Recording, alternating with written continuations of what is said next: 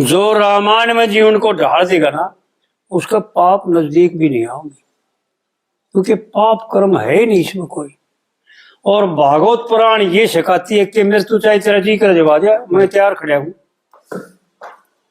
क्योंकि परीक्षित को मृत्यु का शौक दूर करने के लिए सुनाई गई। वही बात, बिल्कुल, कि शास्त्र से विपरीत कर्म कितना दुख का कारण बनते हैं, करके देख ले।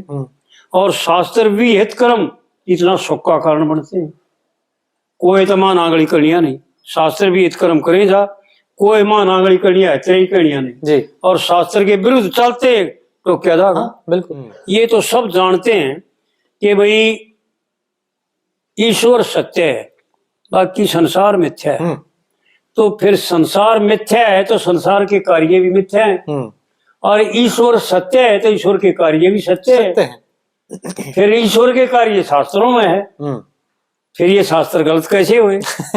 भाई विचारनी ये बात है। चलो अब आगे बढ़ेंगे जी। हाँ, जो मेन प्रकरण है ना, हाँ बोलो, जिसके लिए आज हम और आप यहाँ इकट्ठे हुए हैं, हाँ बताओ जी। जरूरी तो वो है कि जो ज्ञान का प्रचार और प्रसार है, हाँ हाँ, वो प्रत्येक कवि ने अपने अपने हिसाब से कराया। हाँ, लेकिन सब ने जो उदाहरण लिए वो शास्त्रों से, पुराणों से, अपनी अपनी बुद्धि के अनुसार सब ने दिए हैं। हाँ बिल्कुल बिल्कुल, हर एक कवि ने लगाया है, हाँ, अपनी कविताओं में हाँ, दर्शाया। तकरीबन हर एक ने जो सुना कि कहते थोड़ा थोड़ा, हाँ, इसने ज्यादा, हाँ, जरूर जिक्र किया। हाँ जी, पुराणों का जी और शास्त्रों का जरूर जिक्र किया जी। तो मैं ये जो अपना हरियाणा का लोक कला साहित्य का हिसाब है, उससे आगे चल के ये पूछ रहा हूँ भाई, जहां से उन कवियों ने रेफरेंस लिया शास्त्रों से, पुराणों से, कुछ लोग हैं जो ये बोलते हैं कि भाई मैं इनको झूठ मानता हूँ। मैं उनकी कमी नहीं मानता इसमें, कोई बात, सबके अपने अपने मत हैं। हाँ, हम बदल नहीं सकते इसको। लेकिन आपकी दृष्टि में आप उनको कहाँ देखते हो? शास्त्रों का मतलब हमारे जीवन में क्या तो आधार है, और कैसे हमें उनको समझना चाहिए, कैसे उनको हमें अपने जीवन में साथ लेकर चलना चाहिए? बहुत बढ़िया। देखो जी, ऐसा है भाई जी कि हमारे इस सृष्टि के रचनाकार भी कहो और संचालक भी कहो शास्त्र ही, और ये शास्त्र असलियत में तो रचे गए थे उस वक्त कि जब ये सृष्टि की रचना करी तो वो ब्रह्म विद्या फिर उनके हृदय में प्रवेश कर गई, आई, और उन्होंने हमारे यहाँ सबसे पहले 4 वेद रचे, जो इनको हम सनातन भी कहते हैं, पुरातन भी कहते हैं जी। और आदि धर्म भी कहते हैं, पुरातन धर्म। फिर जब सतयुग बीत गया और त्रेता लग गया तो उन ऋषियों ने उनमें से 6 दर्शन बनाए, जिनको हम शास्त्र बोलते हैं। शिक्षा, ज्योतिष, कल्प, व्याकरण, निरुक्त, छंद। इनको कुछ सरल कर दिया, क्योंकि वो तो सारे संस्कृत में थे, मूल था, और मूल का समझना सबके बस की बात। आज भी नहीं है, और तब भी नहीं था। जब भी नहीं था तो आज तो है नहीं। आज तो सवाल पैदा ना होता, पर जब भी नहीं था। तो फिर उनमें से जब त्रेता समाप्ति पर आया और द्वापर लग गया तो 18 पुराण निकाले उन्हीं 6 दर्शनों में से, और भगवान वेद व्यास जी ने 28 बार मनुष्य शरीर ग्रहण किया, 28 बार, और 28 बार वेद व्यास नाम रखे अपना, क्योंकि वेद जो है ना उन्हीं की रचना है भगवान के द्वारा। वेदों की व्याख्या करी जिन्होंने वो वेद व्यास हुए। हाँ। और फिर वेद व्यास जी ने ब्रह्म सूत्र, 7 छंद और 6 अंग, जानते हो 6 अंगों को जी? 6 अंग, हर एक वस्तु, ये आपने यहाँ खड़े रखी ना जो ये वीडियो बना हुआ है, इसके भी 6 अंग है, आपके भी 6 अंग है, सभी 6 अंग का होता है जी। पंडित जी ने एक गा रखा है उसमें सावित्री के भजन में, 7 छंद 6 अंग जो रूप की पहचान करें जी। तो 7-6 अंग होते हैं। तो उन ऋषियों ने ये 18 पुराण बनाए, इनमें जो बातें दी है ना, उन्हें दी जैसे परमात्मा की शक्ति, कि हम लोग उनको परमात्मा को इतना प्रबल माने कि वो कुछ भी करने में सामर्थ्य है, जी लेकिन मदबुद्धि होने की वजह से और पाप कर्म ज्यादा होने की वजह से उनको हमने मिथ्या मान लिया, झूठा मान लिया। ये झूठ है, तो ये ऐसा हो सकता है कभी? मतलब जातर मेरा नहीं और मैं को तो यू काम तो करने का ही हाँ, नहीं। बिल्कुल बिल्कुल सोता यू हाँ, है। वो मेरा हाथ ना ज्यादा अंगूर खट्टे। अंगूर कट्टे। तो इस प्रकार से जो है ना, वाकई जो पुराणों ने जो वेद पढ़ेगा ना, उसकी समझ में वेद नहीं आओगे, पहले उन्होंने 6 शास्त्र पढ़ने पड़ेंगे, और फिर जो पुराण पढ़ेगा वो 6 शास्त्र न समझेगा, और फिर जो 6 शास्त्र पढ़ेगा वो वेदा न समझेगा। फिर वेद व्यासिया ने बनाया महाभारत और गीता, महाभारत रच दिया और फिर गीता रच दी उसी के समय में। गीता उसका उसी का अंग है महाभारत हाँ, का। उसी टाइम पर। उसके बाद फिर अर्जुन ने प्रश्न किया उसे, भगवान से, कि महाराज मैं जो आपने उपदेश किया था ना, वो उस लड़ाई के चक्कर में पड़ के ना, और जो है ना बहुत भयंकर लड़ाई करनी पड़ी मैंने, वो मैं आपका ज्ञान भूल गया, एक बार दोबारा बताओ। तो भगवान ना हटे, भाई दोबारा तो वो नहीं कहा जा सकता, आप इसके लिए तो ऋषियों के पास जाओ और उनकी सेवा करो, वो आपको उपदेश करेंगे। हाँ, अगर तू कहता है तो मैं आपको दूसरी गीता बनाकर सुना सकता हूँ, वो नहीं सुना सकता जो की तो वहां पर भगवान ने फिर एक अनु गीता है, देखी हो, कभी पढ़ी हो, सुनी हो? नहीं, वो नहीं। अनु गीता है। अणु गीता। अनु गीता, अणु अणु ना, अनु अणु। हाँ, अच्छा, अनु गीता, ठीक है। वो अर्जुन के लिए भगवान श्री कृष्ण ने दोबारा बनाई। फिर भी भगवान वेद व्यासी को जो है ना शांति नहीं मिली, भाई लोग इनको समझ नहीं पाओगे, अगाड़ी में कुल युग में जाकर के मदबुद्धि हो जाएगी। तो उसके लिए फिर वेद व्यासिया ने सुख सागर लिखा, भागवत पुराण, परीक्षित को माध्यम बना करके, और भागवत पुराण को लिख दिया। फिर जब उनको शांति मिली, हमारे यहाँ 2 ग्रंथ ऐसे लिखे हैं ऋषियों ने, आपको बताऊं, एक तो रामायण है तुलसीकृत और एक भागवत पुराण है।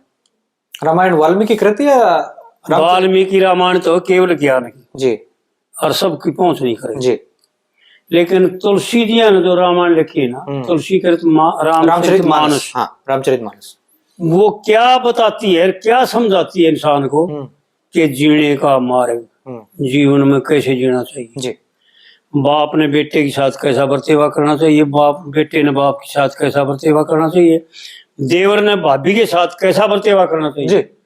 जब राम ने पूछा सुग्रीव के पास जाने के बाद, वो सुग्रीव ने आभूषण और वो कपड़े दिखाए कि लक्ष्मण देखिए सीता के हैं, तो लक्ष्मण ना हट गया। मैं बोला भाई अगर पैरों के होते ना तो मैं बता देता अवश्य, लेकिन मन पैरा तो ऊपर तक दे, माता की तरफ देखा ही नहीं। बिल्कुल बिल्कुल, बाकी आभूषण में नहीं बता सकता। तो ये देखा कि देवर का क्या नाता है। आजकल देवर समझे भाभी लोग आई, लेकिन माँ होती है उधर।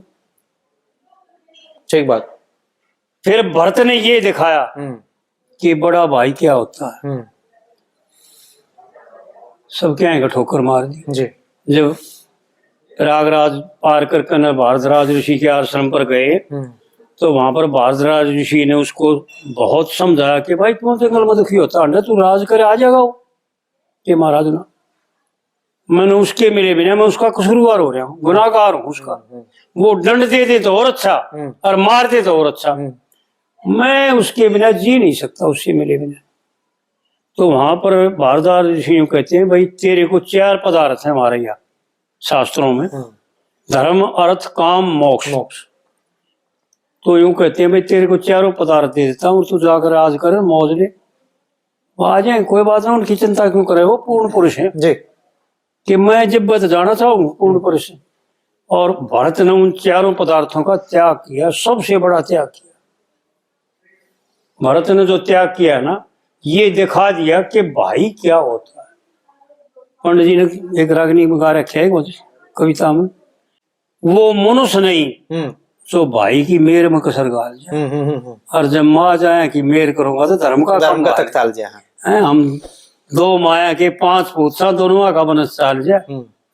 तो इस प्रकार से भाई ऐसी चीज नहीं है। पंडित जी ने ये श्राग्नि में ये भी कह रखे, भाई ऐसी चीज जगत में ना मांगी मिले उधारी। श्री रामचंद्र ने रात तलक की गेंद बना के भरत ने ठोकर मारी। तो कहने का तात्पर्य रामायण तो जीना सिखाती है कि कैसे जीना चाहिए। जो रामायण में जीवन को ढाल देगा ना, उसका पाप नजदीक भी नहीं आओगे, क्योंकि पाप कर्म है ही नहीं इसमें कोई। और भागवत पुराण ये सिखाती है कि मृत्यु चाहे तेरा जी कर जवा जाए, मैं तैयार खड़ा हूं। क्योंकि परीक्षित को मृत्यु का शौक दूर करने के लिए सुनाई गई थी। वही बात, बिल्कुल। तो इस प्रकार से कहने का तात्पर्य है कि जितने भी शास्त्र हैं, और ये भी आपको बात बता दूं, शास्त्रों की बात छोड़, जो लोग नहीं मानते, लेकिन आप एक बात पूछो उनसे और वह देखो विचार करके, बुद्धि दे रखी परमात्मा ने, कोई सी बात थोड़ी है, वो मनुष्य है, कि शास्त्र से विपरीत कर्म कितना दुख का कारण बनते हैं, करके देख ले। और शास्त्र विहित कर्म इतना सुख का कारण बनते हैं। कोई तो मां नागड़ी कड़ियां नहीं, शास्त्र विहित कर्म करे जा, कोई मां नागड़ी कड़ियां है तेरी कड़ियां नहीं जी। और शास्त्र के विरुद्ध चलते तो क्या था। बिल्कुल। और दोष आओगा, पाप लगेगा। बिल्कुल। तो फिर वो लोग ना मानते, उनका क्या मोल करा जाए भाई। मरोला साहब ने कहा, उन्होंने बोला मैं मानता ही नहीं। भाई तेरे ना मानने से क्या फर्क पड़ जाएगा। वो मन भी उनसे कई बकली नुगार कई एक नाटक बनाया शुरू में, उसमें के गए एक छोरी दुखी कर रखी बिना भाइया की, नाटक में दिखा रखी उन्होंने, छोरी दुखी कर रखी। और वह नाटक में के दिखा रखी जो उनके छोरे के प्यार रखी हुआ। और वो के कर वो छोरी बेचारी कूण ही में खड़ी होकर रोने लग रही है, और उसने समझा गए और नुगा बोला सब शास्त्र झूठे और शास्त्र का रोड़ा के वो छोरी किसने दुखी कर रखी, शास्त्र कड़ेता आगे बता शास्त्र। मैं तो देखो जी उनको कई बार बोल रहा हूँ, शायद ये वीडियो देखेंगे और उनको बुरा भी लग गया, लेकिन ये इतना है कि इनसे बाहर तो कुछ है नहीं, बाकी समझ अपनी अपनी है। एक बात बताओ, मैं ना मानो या आप ना मानो या रोला साहब ना मानो, क्या फर्क पड़ जाएगा? ना कोई फर्क नहीं है जी। जो परमात्मा ने रचना रच रखी है ना, उसने कोई तोड़ नहीं सकता। सत्य जो है वो शाश्वत है जी, उसको कोई नहीं ला सकता। कोई नहीं ला सकता, बिल्कुल कोई उसको बदल नहीं सकता। तोड़ है नहीं उस चीज का, कोई तोड़ नहीं उसका। तो बाकी सारा मिथ्या है। ये तो सब जानते हैं कि भाई ईश्वर सत्य है, बाकी संसार मिथ्या है। तो फिर संसार मिथ्या है तो संसार के कार्य भी मिथ्या है, और ईश्वर सत्य है तो ईश्वर के कार्य भी सत्य है। फिर ईश्वर के कार्य शास्त्रों में है, फिर ये शास्त्र गलत कैसे हुए? भाई विचारनी ये बात है। लेकिन भाई ना मानना उसका कोई मोल नहीं है।